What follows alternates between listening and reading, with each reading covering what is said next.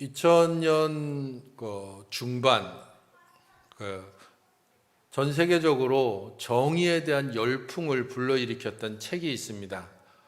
우리나라에도 거의 100만 권 이상 팔렸던 정의란 무엇인가.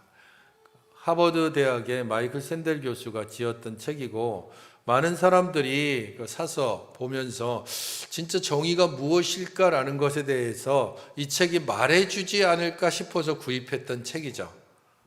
저희 집에도 있고, 저도 읽어보면서 진짜 정의가 무엇일까라는 것에 대해서 궁금증을 가지고 봤는데, 이 책을 읽은 사람들의 한결같은 결론은 이겁니다.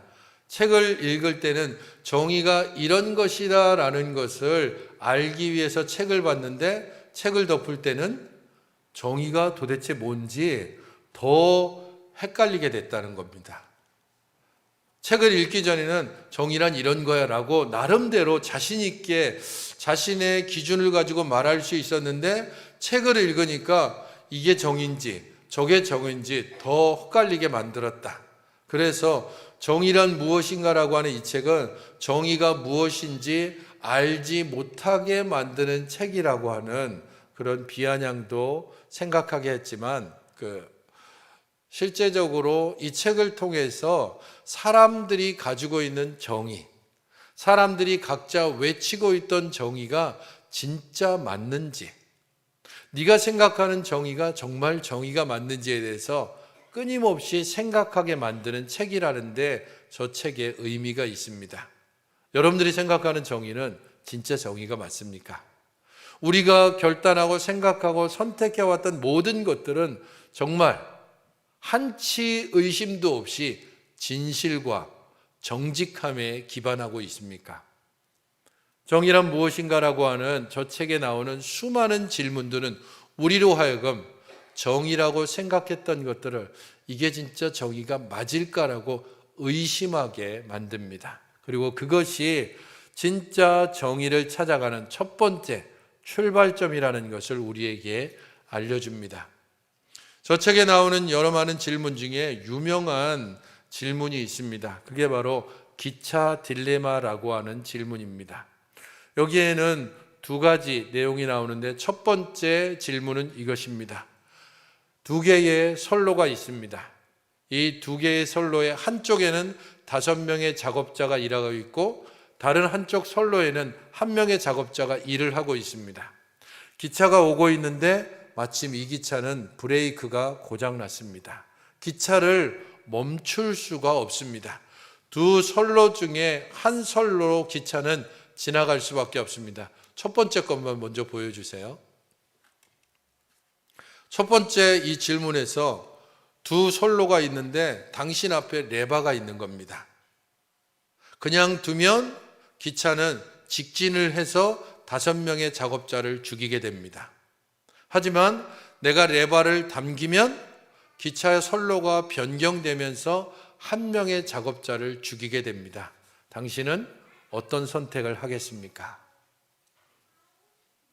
이 질문에 대해서 거의 80% 정도의 사람들은 레바를 당겨서 선로를 변경하겠습니다. 그래서 5명이 죽는 것보다는 1명이 죽는 것을 선택하는 것을 결정했습니다. 왜 그런 결정을 할까요? 우리들도 이 질문을 하게 되면 이런저런 생각을 하다가 그래도 5명이 죽는 것보다는 1명이 죽는 게 낫지 않을까?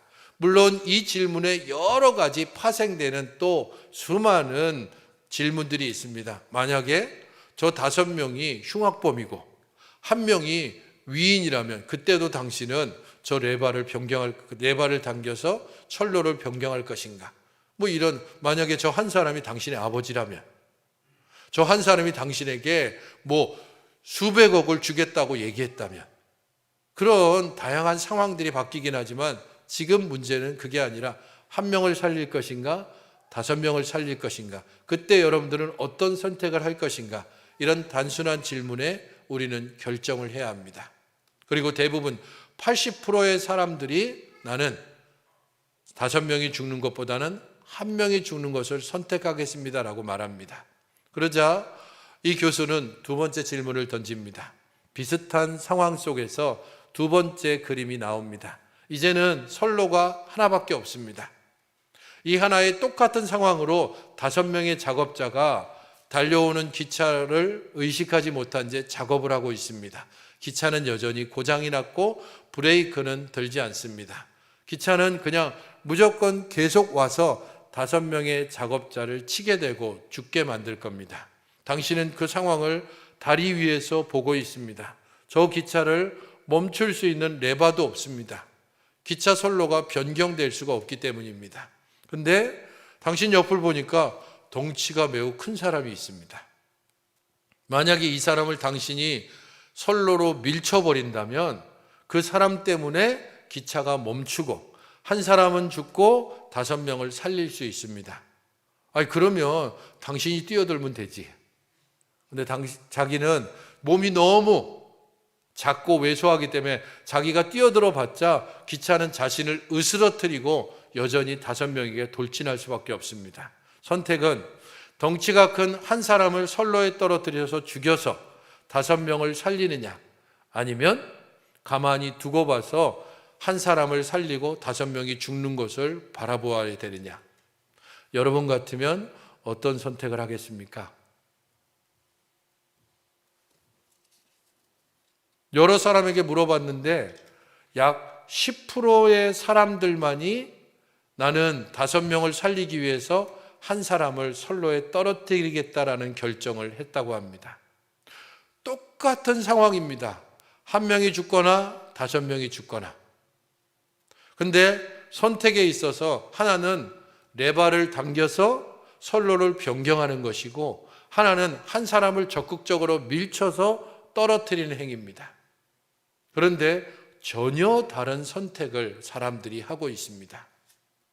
그만큼 이게 정의다라고 말하기가 쉽지 않습니다.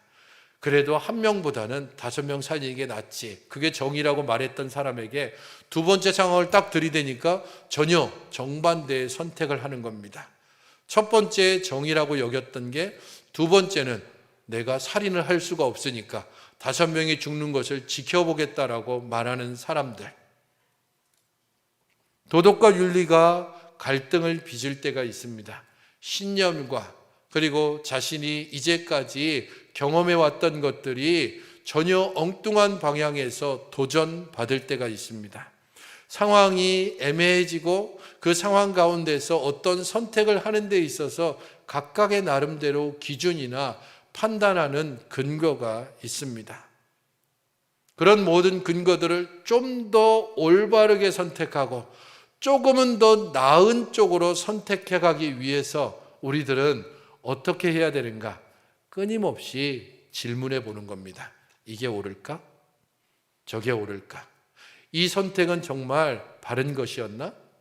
이 선택이 정말 정의로운 것이었나? 라고 그렇게 끊임없이 질문하는 것을 통해서 우리는 모두가 공감할 수 있는 정의는 아닐지라도 그래도 조금 더 나은 정의 쪽으로 우리들의 생각과 판단을 옮겨갈 수 있다는 겁니다. 일상생활 속에서뿐 아니라 신앙생활에서도 마찬가지입니다.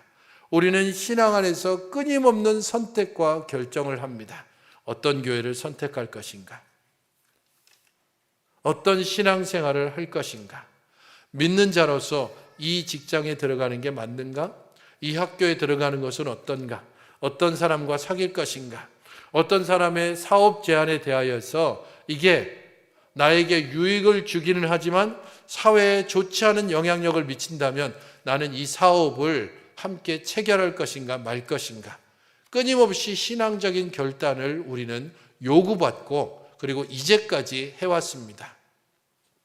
문제는 그런 신앙의 선택과 결단들을 우리가 끊임없이 질문해 보지 않는 한, 우리가 어느 한쪽으로 경직돼 버리면 딱딱해져서 이건 이거야, 저건 저거야 라고 하는 순간 그때부터 우리는 우리 안에서 끊임없는 갈등을 멈추게 됩니다.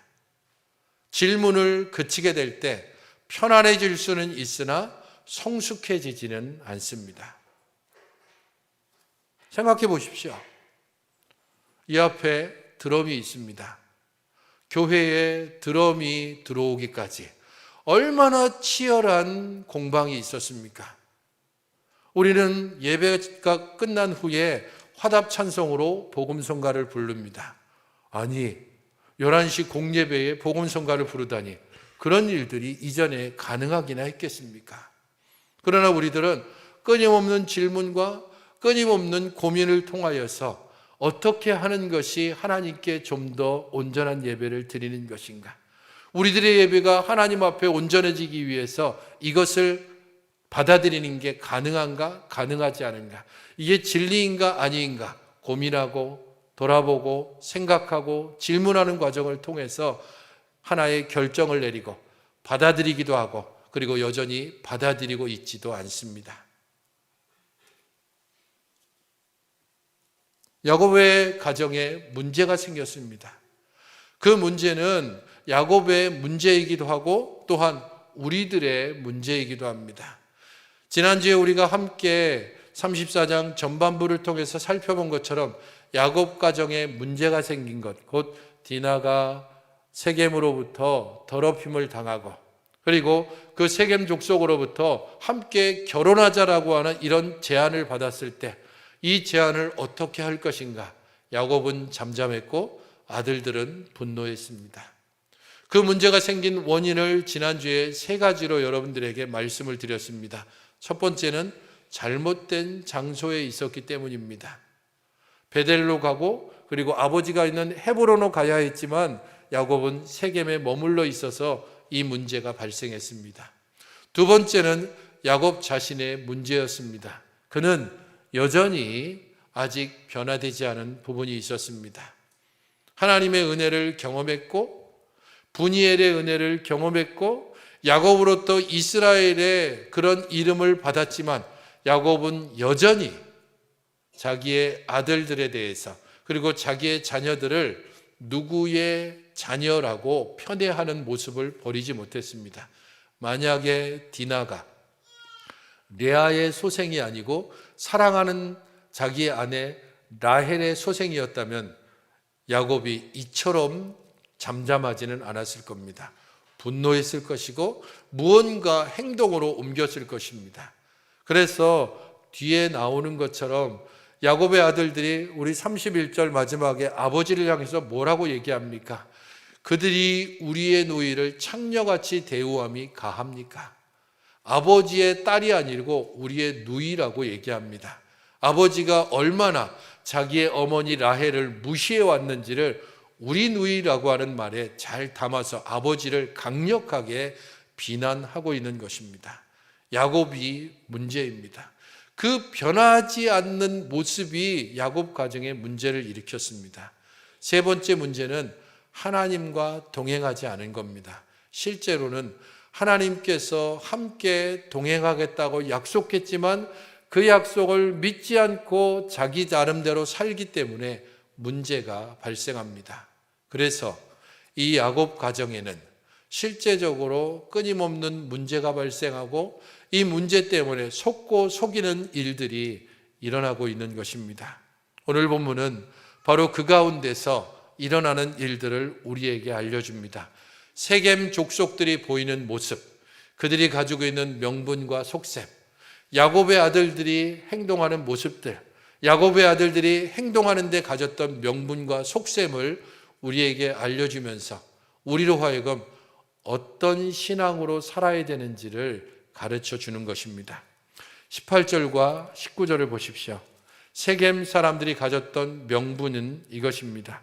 그들의 말을 하몰과 그의 아들 세겜이 좋게 여김으로 이 소년이 그 일 행하기를 지체하지 아니하였으니 그가 야곱의 딸을 사랑함이며 그는 그의 아버지 집에서 가장 존귀하였더라. 우리 함께 결혼합시다. 이게 지금 큰 실제적인 그 문제의 핵심입니다. 야곱의 가족과 세겜 족속이 함께 결혼할 것인가 혹은 결혼하지 않을 것인가. 이 협상의 테이블에서 세겜 사람들이 가졌던 명분은 18절 19절에 그 요구를 좋게 여겼다라고 말합니다. 그들의 말을 하몰과 그의 아들 세겜이 좋게 여겼다. 이 좋게 여겼다는 것은 우리들이 기대한 것과는 다른 조건을 야곱의 아들들이 제시했다는 의미입니다. 뒤에 속셈에서도 잘 나오지만 세겜 사람들은 야곱의 가족들이 가지고 있는 물질을 탐하고 있습니다. 디나의 몸을 더럽힌 것처럼 야곱이 가지고 있는 그 많은 재물을 그들은 탐냈습니다. 그래서 야곱의 가족으로부터 디나를 얻기 위해서 그들이 좀 더 많은 재물을 요구할 것으로 생각했는데, 적어도 소 500마리, 양은 한 2,000마리 이 정도쯤 요구해도 그들은 들어주겠다라고, 그 정도쯤은 감수해야지라고 생각했는데, 그들의 그러한 준비와는 다르게 전혀 아무런 돈도 들지 않는 제안이 왔습니다. 당신들이 우리와 결혼하려면 할례를 받으십시오. 결혼하려면 한 1억 이상 들 거라고 생각했는데 땡전 한 푼 들지 않는 겁니다. 그래서 그들은 그 제안을 좋게 여겼습니다. 그것이 첫 번째 명분이고, 두 번째 명분은 세겜이 디나를 사랑했다라고 하는 19절에 나옵니다. 그가 야곱의 딸을 사랑함이며, 이 사랑 속에는 실제적으로 육체적인 것들도 있지만은 심정적인 것도 있습니다. 그 마음이 서로에게 달라붙었다라는 의미가 있기 때문입니다. 그래서 세겜이 디나를 사랑한 것은 진심이었습니다. 물론 육체적인 것을 앞세우기는 했지만 진심으로 디나를 사랑하고, 그래서 이 디나를 사랑한다는 것을 명분 삼아 함께 결혼합시다라고 요구하고 있는 것입니다. 세겜 족속의 명분은 그럴듯합니다. 하지만 그들의 속셈이 20절부터 24절에 나옵니다. 먼저 21절을 보십시오. 이 사람들은 우리와 친목하고 이 땅은 넓어 그들을 용납할 만하니 그들이 여기서 거주하며 매매하게 하고 우리가 그들의 딸들을 아내에게 데려오고 우리 딸들도 그들에게 주자. 첫 번째 속셈을 드러냅니다. 거주하며 매매하게 하고 딸들을 아내로 데려오고 우리 딸들도 그들에게 주자. 한마디로 표현하면 그 사람들을 우리 사람으로 만들자라는 겁니다. 우리가 그들과 같이 되자라는 것이 아니라 그 사람들을 우리 사람으로 만들기 위해서 우리가 좀 더 그들을 포용하자라는 것이 첫 번째 속셈입니다. 두 번째 속셈은 23절에 보다 노골적으로 등장합니다. 그러면 그들의 가축과 재산과 그들의 모든 짐승이 우리의 소유가 되지 않겠느냐. 다만 그들의 말대로 하자. 그러면 그들이 우리와 함께 거주하리라. 가축, 재산, 모든 짐승 우리 소유가 될 것이다. 우리가 그들에게 딸을 내주면 그들의 양이 오게 되고, 또 딸을 내주면 그들의 소가 오고, 또 딸을 내주면 그들의 모든 소유가 우리의 것이 될 것이다라고 말하고 있습니다. 오직 물질에 집착한 그들의 속셈이 잘 드러나고 있습니다. 겉으로는 그럴듯하게 당신들의 제안을 우리는 즐겁게 받아들입니다. 우리는 당신의 딸을 사랑합니다라는 명분을 내세우지만 그 속셈은 물질에 대한 탐욕을 그대로 가지고 그야말로 공짜로 야곱 족속을 삼키려고 하는 속셈을 숨기고 있습니다. 그들은 그 명분과 속셈에 있어서 거짓됨을 보이고 있습니다. 세겜 족속의 이런 거짓된 명분과 속셈은 원래 세상이 그런 것이라고 생각하면 됩니다. 세상이 그렇고 세상 사람들이 그렇게 살아가는 것이기 때문에 세겜 사람들이 그럴듯한 명분과 거짓 속셈을 가지고 있는 것은 당연하다고 봐야 합니다. 문제는 그러면 하나님의 이름을 부르는 야곱의 아들들의 명분과 속셈은 어떤 것인가라고 하는 겁니다. 그 명분과 속셈을 알기 전에 먼저 그들은 행동을 보여주고 있습니다. 25절입니다. 제3일에 아직 그들이 아파할 때 야곱의 두 아들 디나의 오라버니 시몬과 레위가 각기 칼을 가지고 가서 몰래 그 성읍을 기습하여 그 모든 남자를 죽이고, 세겜 족속은 적어도 이 일을 통해서 우리가 저 사람들과 하나가 되고 저 사람들의 소유가 우리의 것이 되겠구나라고 하는 그럴듯한 명분과 속셈 때문에 모든 경계를 다 풀어버렸습니다. 할례가 가져온 무방비 상태, 야곱 가족에 대한 모든 경계를 풀어버린 상태에서 안심하고 있을 때 야곱의 아들들이 공격하고 있습니다. 족속 간의 신뢰를 저버린, 하나님의 이름을 굳이 들지 않더라도 그냥 일반적인 상황에서도 야곱의 아들들은 가장 비열한 배신 행위를 보이고 있습니다. 그들의 이 행위에 대한 명분은 25절과 26절에 나옵니다. 25절은 여동생에 대한 사랑입니다. 디나의 오라버니 시므온과 레위, 공격한 사람의 이름이 등장합니다.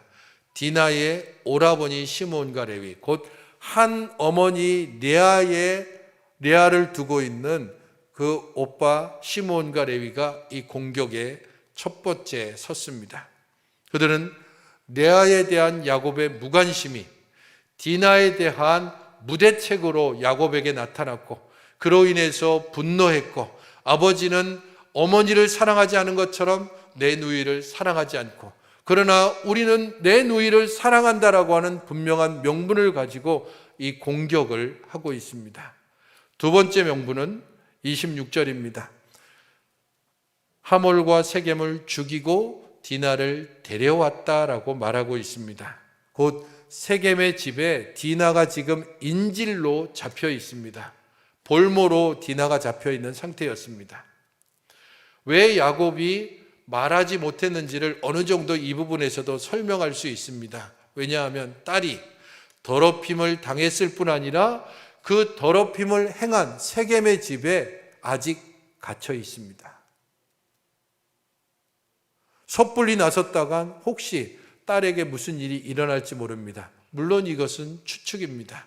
하지만 야곱의 일상의 모습을 봤을 때 그것보다는 어쩌면 무관심이라고 보는 것이, 사랑 없음으로 보는 것이 좀 더 바른 해석일 것입니다. 적어도 야곱의 아들들은 볼모로 잡혀있는 자기의 누이를 구출하기 위한다는 명분이 분명했습니다. 그리고 볼모로 자기의 누이가 잡혀있기 때문에 몰래 기습하고 모든 남자를 죽이고 하몰과 세겜을 죽이고 디나를 데려오는 이 과정들을 통하여서 그들이 수적인 열세와 그리고 자신들의 상황 속에서의 부족함을 채우기 위해서 어쩔 수 없이 그랬다라는 명분을 내세울 수 있습니다. 하지만 그 뒤에 보이는 그들의 행동이 그들의 속셈을 드러냅니다. 27절부터 29절은 어떻게 기록하고 있습니까? 야곱의 여러 아들이 그 시체에 있는 성읍으로 가서 노략했으니 이는 그들이 그들의 누이를 더럽힌 까닭이라. 야곱의 아들들이 어떻게 행했냐 하면 사람들이 다 죽어져 있는 그 시체 사이를 이리저리 다니면서, 쉽게 말하면 주머니를 뒤지고 이 금리발을 빼고 가지고 있는 보석을 빼앗고 시체를 이리저리 뒤적뒤적거리면서 마치 시체 사이를 돌아다니는 그런 독수리나 하이에나처럼 그렇게 야곱의 아들들이 시체에 있는 것들을 노략하기 시작했다는 겁니다. 양과 소와 나귀와 성읍과 들에 있는 것과 모든 재물과 자녀와 아내들과 집 속의 물건을 노략했다라고 했을 때 그야말로 그냥 눈에 보이는 몇 가지를 들고 간 것이 아니라 눈이 벌게서 샅샅이 온 집안을 뒤지고 온 시체를 뒤지면서 물건을 노략질하고 있습니다. 그들의 명분이 비록 누이를 구출하고 그리고 누이를 사랑한다는 명분을 내세운다 할지라도 이 속셈 그들의 행동을 보면서 그들의 명분이 다 무너지는 것을 보게 됩니다. 명분은 정당했지만 그들의 방법은 잔인하고 지나쳤습니다. 그래서 시므온과 레위에 대한 하나님의 평가와 그리고 하나님의 판단은 이후 창세기 49장에 야곱의 아들들에게 하는 축복 가운데 잘 나타나 있습니다. 창세기 49장 5절부터 7절을 보십시오. 시므온과 레위는 형제요, 그들의 칼은 폭력의 도구로다. 네호나 그들의 모의에 상관하지 말지어다. 그들이 그들의 분노대로 사람을 죽이고 그 노여움이 혹독하니 저주를 받을 것이요, 내가 야곱 중에서 나누며 이스라엘 중에서 흩으리로다. 야곱의 아들들의 명분도 그럴듯합니다. 하지만 그들의 속셈은 잔인하고 비열했습니다. 그들은 너무도 끔찍한 일을 행했습니다. 그 모든 일이 도대체 왜 이런 일들이 벌어집니까? 왜 야곱 가정에 문제가 생기고 야곱의 아들들이 언약의 징표인 할례를 거짓의 도구로 사용하고 시체를 뒤적거리고 그렇게 노력하는 상태에 이릅니까? 그것을 우리는 30절과 31절에 야곱과 그 아들의 대화를 통해서 어느 부분을 살펴볼 수 있습니다. 30절을 보십시오. 야곱이 말합니다. 너희가 내게 화를 끼쳐 나로 하여금 이 땅의 주민 곧 가나안 족속과 브리스 족속의 악취를 내게 하였도다. 나는 수가 적은즉 그들이 모여 나를 치고 나를 죽이리니 그러면 나와 내 집이 멸망하리라. 저는 이 30절의 제목을 이렇게 붙였습니다. 질문 없는 신앙. 야곱은 자신에게 일이 생겼을 때 질문하지 않았습니다. 딸 디나가 더럽힘을 당했을 때에 야곱은 당연히 하나님 앞에 나아가서 이렇게 질문해야 했을 것입니다. 하나님, 왜 제게 이런 일이 일어나는 겁니까? 하나님, 이 일을 통해서 저는 무엇을 알아야 합니까? 하나님의 뜻은 도대체 무엇입니까? 라고 그렇게 질문해야 마땅합니다. 마땅히 이 순간 야곱은 하나님을 찾아야 했습니다. 그러나 야곱은 질문하지 않고 잠잠했습니다. 질문하지 않는 신앙의 결과가 가장 잘 보여주는 부분이 이 30절입니다.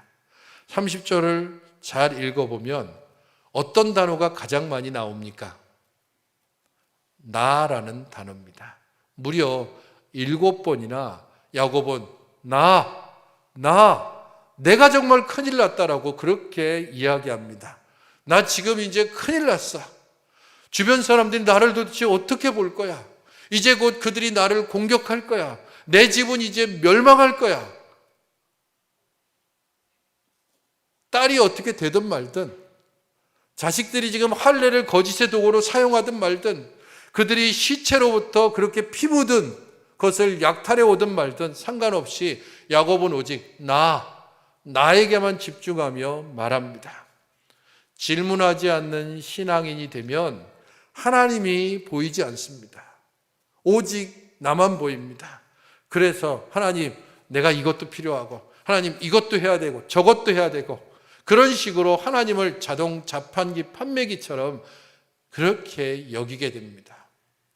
내가 중요하고 하나님은 그 뒤에 숨어 있습니다. 하나님은 적절한 때에 꺼내서 내 하소연을 들어주는 상담가나 혹은 내 해결사에 불과합니다. 질문 없는 신앙은 우리를 더 이상 자라지 않게 합니다. 우리를 퇴보시킬 뿐만 아니라 하나님 앞에서 우리 자신들이 얼마나 연약한 존재인가 하는 것도 깨닫지 못하고 그저 나만 크고 나만 중요하고 나를 중심으로 해서 모든 것들을 판단하게 만듭니다. 아버지의 이런 모습에 아들들이 무엇라고 대답합니까? 그들이 이르되 그가 우리 누이를 창녀같이 대우함이 옳습니까? 31절을 저는 이렇게 제목을 붙여봤습니다. 고민 없는 신학입니다.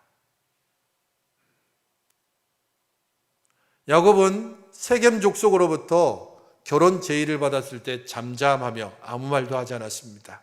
하지만 이 소식을 들은 야곱의 아들들은 분노했고 그리고 나서 분명하게 거절의 의사를 밝혔습니다. 그리고 그 거절의 이유로 14절에 이렇게 말합니다. 우리는 그리하지 못하겠노라. 할례 받지 아니한 사람에게 우리 누이를 줄 수 없노니 이는 우리의 수치가 됨이니라. 적어도 이 말, 물론 그 속임을 위해서 할례를 사용한다는 것이 문제이긴 하지만 신학적으로 야곱의 아들들의 이 14절의 고백은 분명하게 바르게 신학이 서 있습니다. 우리는 할례 받은 사람이야. 우리는 하나님의 백성이야. 하나님께서 우리를 언약의 자손으로 불렀어. 그래서 우리는 할례를 받았고, 만약에 할례 받지 않은 사람과 결혼한다는 것은 우리의 수치가 되고 하나님의 수치가 되고, 그래서 결코 결혼할 수 없어. 분명한 신학적인 입장을 가지고 결혼 반대의 이유를 밝히고 있습니다. 그랬던 야곱의 아들들이 31절에 뭐라고 얘기합니까? 그들이 우리의 너희를 창녀같이 대우함이 가합니까?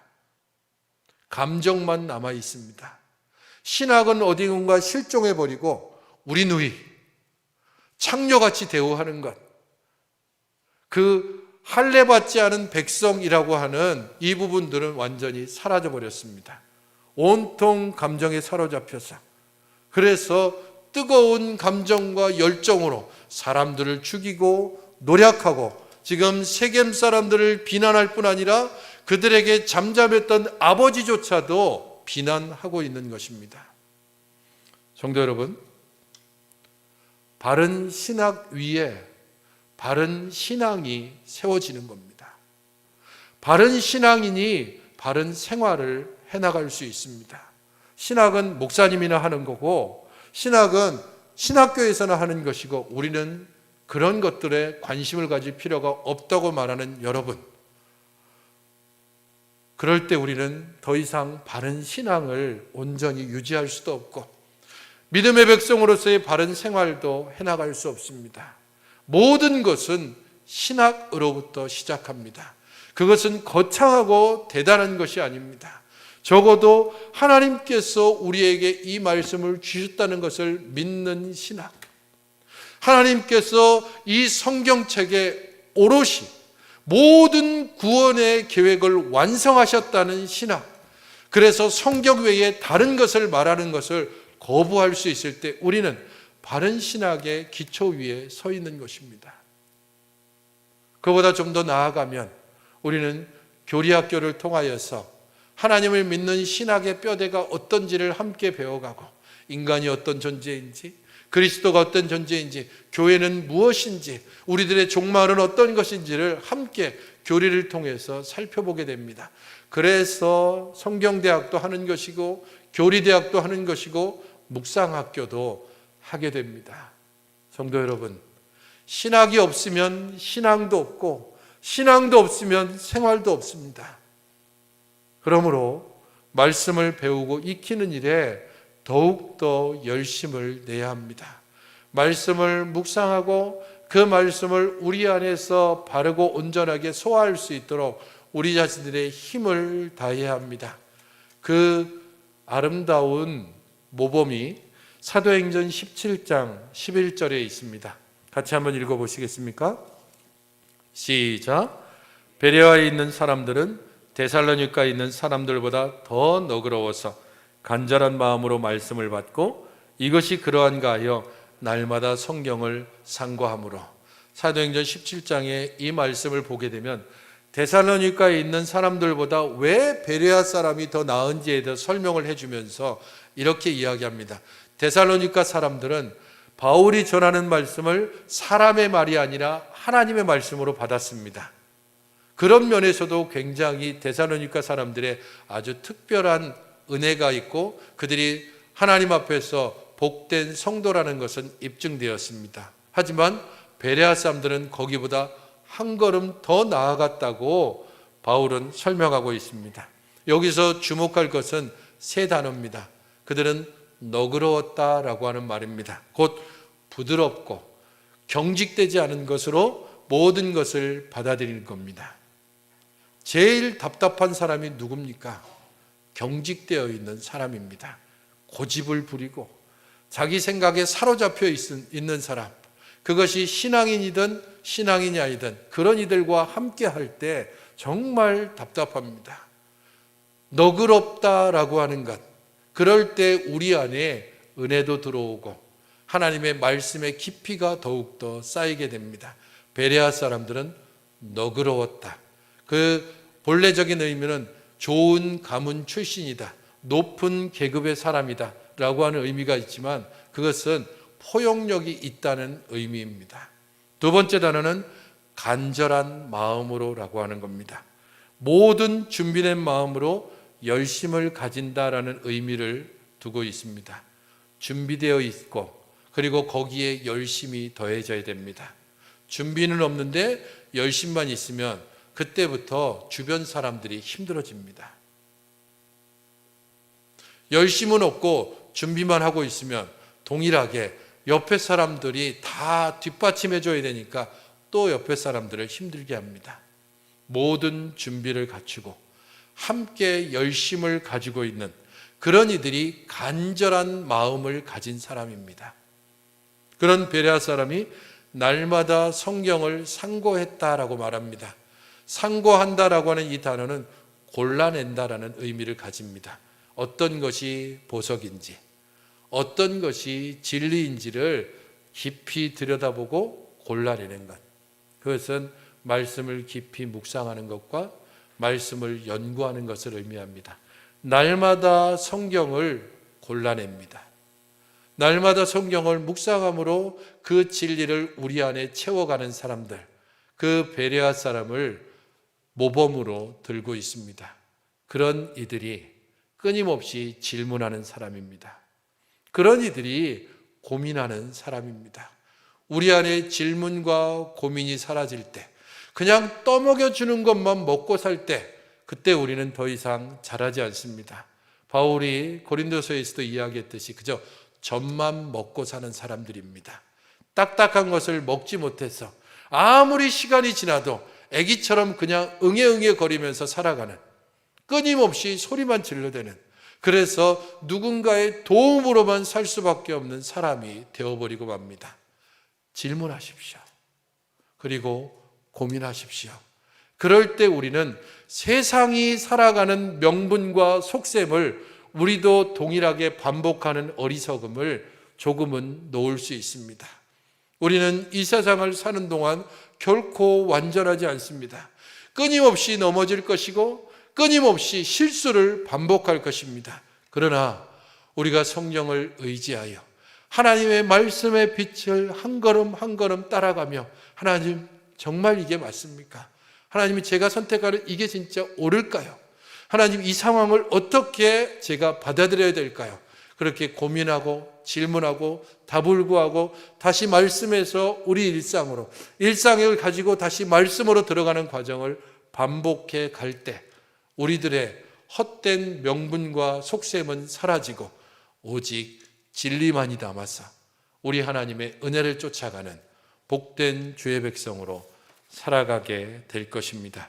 주님을 기다리고 우리 주님을 따라가는 우리 모든 성도들이 되시기를 주님의 이름으로 축원드립니다. 기도하겠습니다. 저희 모두를 주의 은혜 가운데 세우시고 그 안에서 살게 하여 주시옵소서. 저희들을 한 걸음 한 걸음 인도하시되 그 모든 걸음들을 무겁게 감당하며 우리 하나님께 끊임없이 질문하고 그 질문에 답을 얻기 위해 치열하게 준비하고 날마다 말씀을 묵상함으로 이 답을 함께 찾아가는 우리 하나님의 은혜를 구하되 하나님의 그 은혜 안에서 감사하며 기뻐하며 고민하며 질문하고 그로 말미암아 말씀의 빛 가운데 우리를 인도하시는 하나님의 선하심을 따라 결코 주님보다 앞서지 않고 주의 말씀을 따라 온전히 살아가는 성도의 길을 걷게 하여 주시옵소서. 예수님의 이름으로 기도하옵나이다. 아멘.